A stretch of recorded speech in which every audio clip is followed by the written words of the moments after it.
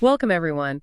Today we're doing a deep dive into, well, one of the biggest mysteries of consciousness, the near-death experience, the NDE. That's right.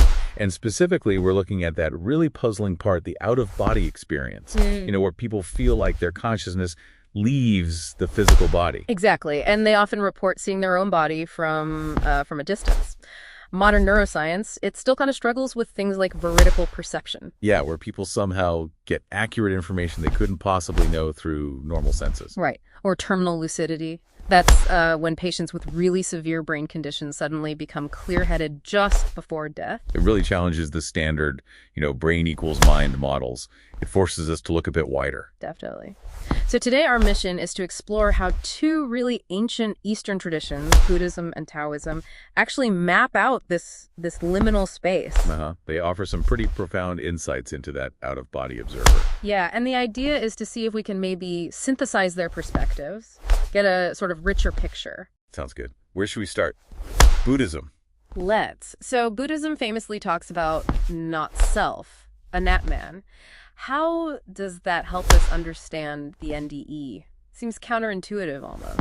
Well, it is fascinating because, no eternal soul in Buddhism. Consciousness isn't a fixed thing. It's more like a continuous stream, siddha-santana. Like a flame passed from one candle to another, carrying potential. Exactly, carrying karmic potential.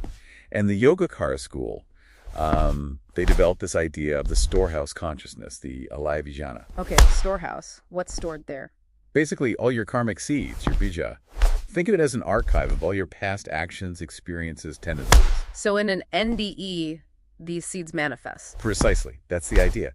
Things like the life review, seeing certain beings, it's seen as projections from your specific karmic storehouse. So that explains why NDEs can have common structures like the tunnel or light, but also really personal content. Exactly. And Tibetan Buddhism adds another layer with the Bardo, the in-between state. Right, the state between death and rebirth. And in the Bardo, consciousness is said to form a temporary body, a mind-made body, Gandharva. Mind-made body. What's that like? Well, descriptions say it's subtle, it can pass through solid objects, move instantly just by thinking. That sounds very much like OBE accounts. Floating, moving through walls, traveling towards a light. It's an uncanny alignment, isn't it?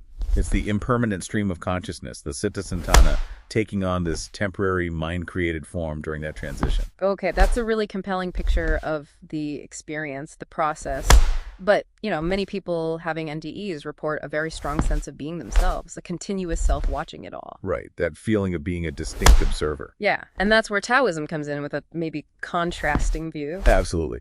Taoism offers a very different perspective here. Instead of not self, it affirms a real, substantive, primordial spirit, the Yuan Shen. The primordial spirit, so like the true original self. Kind of, yeah. It's distinct from our everyday busy thinking mind, which they call the conscious spirit, or Shishen. Okay, so when NDE experiencers describe that clear, peaceful, disembodied awareness... Taoism would say, yes, that's the primordial spirit, liberated temporarily from the body. And this spirit isn't just like pure awareness, it has a form. Well, it's said to be carried by a true body, Zakt, or sometimes called a body of Ki. Yep. It's a subtle energy body, not the physical one. So an OBE, from this viewpoint, isn't just a subjective experience, it's a literal spirit excursion. That's the traditional Taoist understanding, yes. A real departure of this subtle body and spirit. And they even practice inducing this. Well, yes, Taoist internal alchemy is all about cultivating and refining this primordial spirit into what they call a yang spirit, Yang Shen. The yang spirit. Yeah, a refined, stable spirit body capable of conscious, voluntary, out-of-body travel. Wow. So for most people having an NDE, it's not that refined state. Generally not. For the average person, an NDE is seen as a more spontaneous, uncontrolled departure of the unrefined primordial spirit, often triggered by the shock of illness or trauma near death. Okay. That explains maybe why it feels so profound, so sacred, but also sometimes confusing or chaotic for the person. Exactly. It's the unrefined spirit encountering these transitional states. So we have these two powerful models, Buddhism giving us the process, the karmic stream manifesting as the Bardo. And Taoism giving us the essence, the persistent primordial spirit that's doing the observing. How do we bring these together? Can they actually be synthesized to give a fuller understanding of NDEs? I think they can complement each other quite beautifully, actually. You could see the Taoist model answering the who is watching question. The primordial spirit, the continuity of self, the observer, which helps explain that sense of identity and maybe even veridical perception, right? If a real subtle body is perceiving things. Potentially, yes. And then the Buddhist model answers the what is being seen? Yeah. How is it seen? Meaning the Bardo landscape, the visions shaped by karma from the Storehouse Consciousness. Exactly. Yeah. It explains the fluid, symbolic, often changing nature of the NDE world. So maybe an integrated view looks like this.